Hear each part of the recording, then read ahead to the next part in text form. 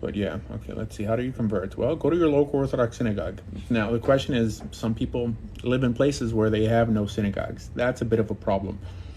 In such a situation, then you know what? Conversion is ultimately not necessary. There's no point of converting if you're not going to be part of a community.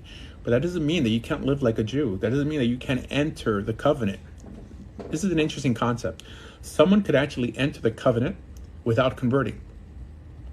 Why? Because if you accept the Torah, like the Hebrews and the mixed multitude accepted the Torah on Mount Sinai, you are in that covenant with God. However, that doesn't mean you are part of Israel. Israel is like God's experiment on earth with the nation in an attempt to spread ethical monotheism to the rest of the world. Okay?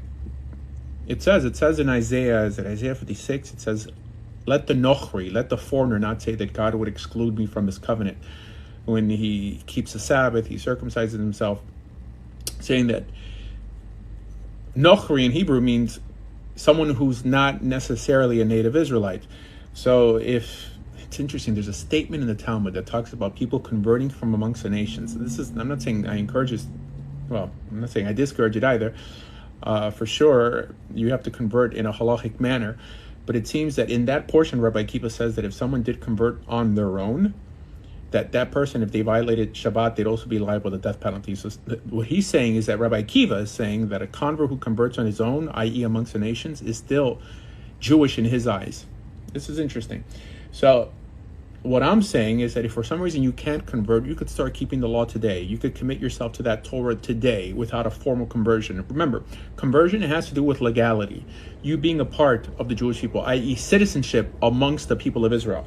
But it ultimately has nothing to do with being in a covenant with God. There's people who convert who are not in a covenant. There are people who happen to be born Jewish who are not in a covenant. Karl Marx, Trotsky, Rosa Luxemburg, Larry David, Seinfeld, all these individuals who are a bit atheistical, they may be halachically Jewish, but they're not in a covenant with God. So you yourself today, if you can't convert, or even if you can, today you can decide to enter that covenant with God.